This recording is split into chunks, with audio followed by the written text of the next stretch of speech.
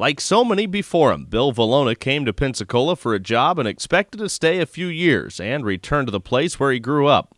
But now, 30 years this month, he has become the premier print journalist in the Panhandle. Having started with the Gannett News Service in 1987, he covered Florida State football for 9 seasons, Atlanta Braves spring training, the 1994 FIFA World Cup, among other high-profile events. In 2005, he transitioned back to Pensacola full-time as the primary UWF beat writer.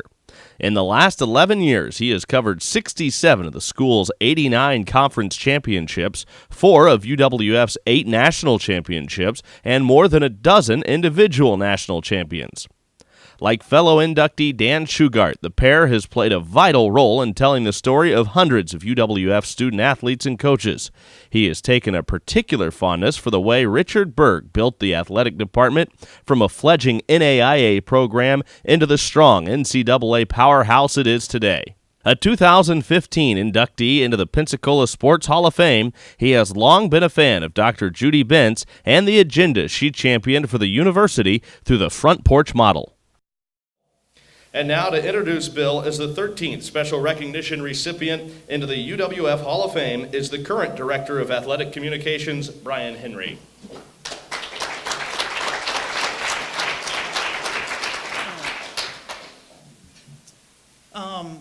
Our job is to be storytellers in my office, and I can't usually tell that story without the work of the media.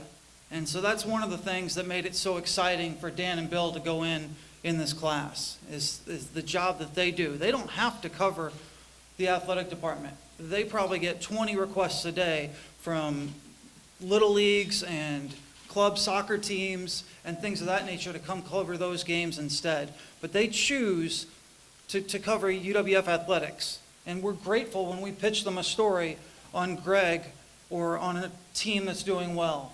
And that's what makes it so great, that they take the time to come to UWF, even though it may not be number one on their agenda, because they know it's something good. And they know that the work the athletic department and the teams and the student athletes are doing, whether it's a community service event down at the wharf or helping at an elderly senior center, they're doing a good thing, and they're there to be that storyteller. And Mike, like you said, when you would get excited to see your name on the news at 10:30, I get excited to see a story on UWF at 10:30 or the next day in the paper or on Twitter. And that's thanks to the hard work that these two gentlemen have done. Bill is always just working his tail off. And one example of that is when newspapers have been downsizing all over the country. And it's no different locally. And so they've got to do their own work sometimes. He brought a camera bag here with him tonight to shoot his own photos if he had to. I mean, he won't admit it, but he's got it. And it's just the dedication he has to covering UWF and making it succeed, and how happy he is when the teams are successful. Dan didn't need to cover the swimming and diving championships, but we sent him the video from Indianapolis the last 2 years, and he ran with it. He used it and ran it. I don't know how many stations around the country that would do that, but it's because they cared about UWF and cared about the success of our student athletes and all the strong abilities they have year in and year out. And I just want to thank them and thank Bill for being a friend and a colleague and making my job easier.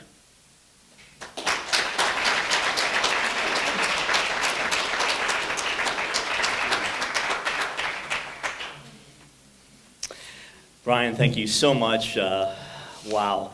First off, I got to tell you, there's a couple things I'm happy about. One, I saw where I was sitting and I thought, oh no, I wonder if I stumble on the way up here, just fall over and all this stuff.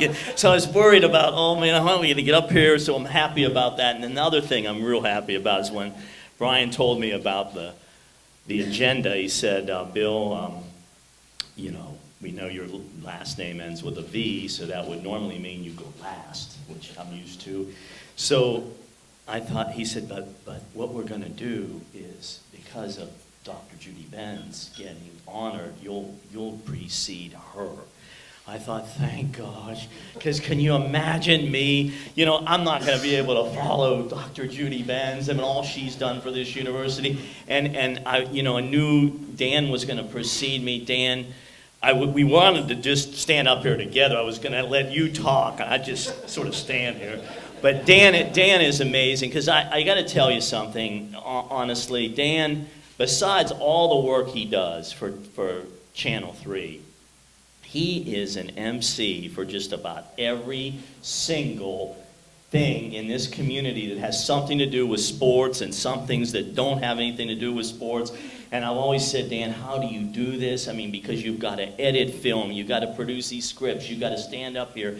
You're such a natural. So we're very, very lucky, Dan, to have you, and all these years you have done this, whether it's the Pensacola Sports Association, now Pensacola Sports, or whether it's the Scholar Athlete, or whether it's UWF Hall of Fame, and this year, you know, you had to take a pass on that, of course, but just everything you do, it's amazing, and I'm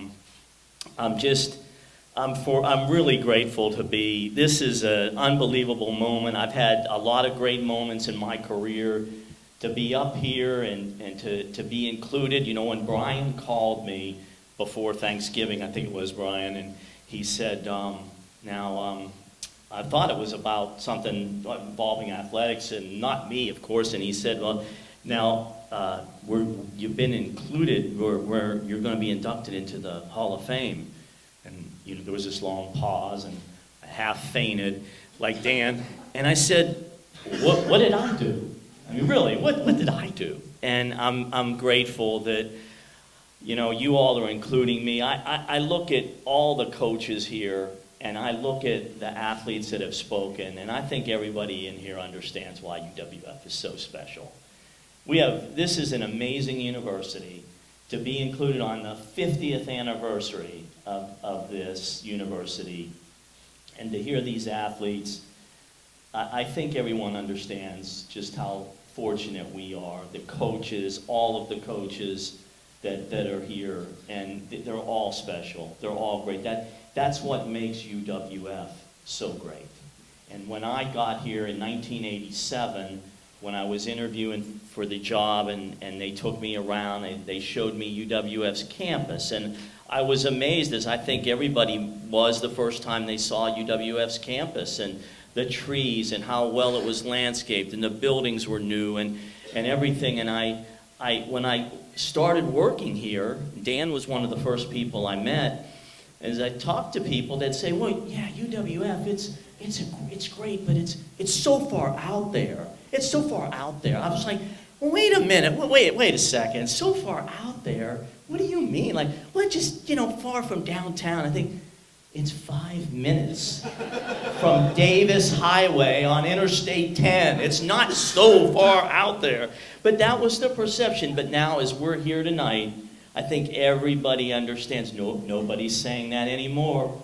Nobody's saying it's so far. When you drive around this community now, what do you see? You see UWF license plates. You see UWF decals. You see UWF bumper stickers. You go into a grocery store, you see UWF apparel.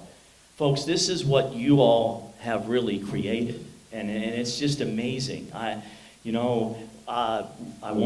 Dan has mentioned Richard Berg, and Richard, I'm so grateful you're here. In 1988, Richard Berg took over this athletic program. They had 5 sports. Now UWF has 15 sports. And Richard you've been such a visionary. One of the things Richard said is we need a sports information office or a person. He started with one person to get their message out. And that's been a big difference. And Brian, for you, and Martin, and Murphy, and your entire staff, Dan and I couldn't do what we do without you guys. You supply us with information and ideas and things that we can build upon. And UWF, their message has gotten out there because of the great work they've done. You know, I look at the coaches here, and you just add up the years of all of these coaches. I mean, it's amazing. first of all, Joe and Bill, the work you've done with the soccer programs, not only the great teams, but your players are now out in the community coaching. You're involved in community soccer. You've helped the next generation and the next generation, and that's what all of you players have done. And Mike, while in 2011 when we were here and you hosted the NCAA region, and every pitch was important, and I remember that, and I want to tell you all, University of West Florida is the only public university in Florida to have won an NCAA College World Series title. The Florida Gators haven't done it. Florida State hasn't done it. With all the resources, there have been private schools, Miami, Florida Southern, Tampa, but UWF's the only public university with an NCAA College World Series baseball title. And that is amazing.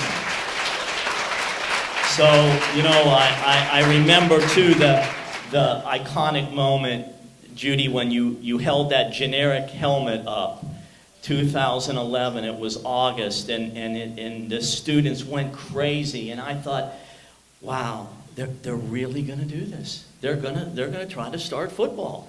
And I remember as a couple years, as the time passed, Gordon Sprague, who's a dear friend of mine, and in 1998, I got to meet him at Florida State when I was covering Florida State. At the time, Florida State didn't have a major donor, believe it or not. Gordon stepped up and became that major donor. It set the ball rolling at FSU for where they are now.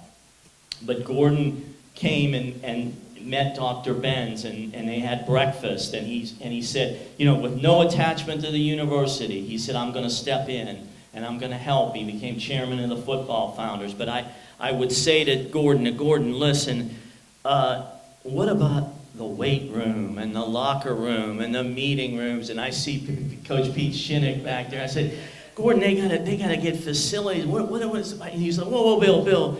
If it were easy, somebody would have already done it.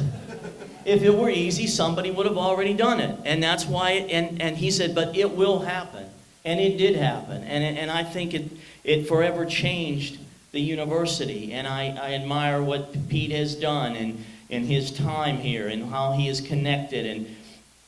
And Judy, wow, I just, you had to overcome so many naysayers who didn't, it was amazing the negative things that, you had to beat off, and you made it happen. And I want to say too, Dave, what you've done for the athletic program.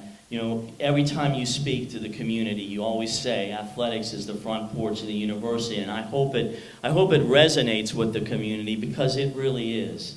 You got amazing coaches here and amazing athletes, and it's been a pleasure for Dan and I over these years to have covered all of the things that have gone on here and the championships. When you walk into the UWF Fieldhouse, what do you see? A whole wall of trophies. Most universities don't have a third of those trophies. But that's what the coaches here have done, all of you. And, I'm just thrilled, honestly, to be part of this, to have my own little role in whatever I could do, and for you all to recognize and appreciate it. It means so much. Like I said, of all the things that I have done in my career, all the nights I've had and special things I've covered, this is right up there at the very, very top, folks. So I want to just say thank you so much for everything, and it's the only time I'd ever get to say. Now I'm going to turn the program back over, and we're going to introduce Dr. Judy Benz. And Martha, I want to say too, you're going to do a terrific job, and I'm so grateful that you're going to be the next university president. This university's done amazing things, as you know, in this last decade, from Hurricane Ivan to where it is now, and to see it grow. It's amazing. So thank you all very, very much. Tommy, thank you.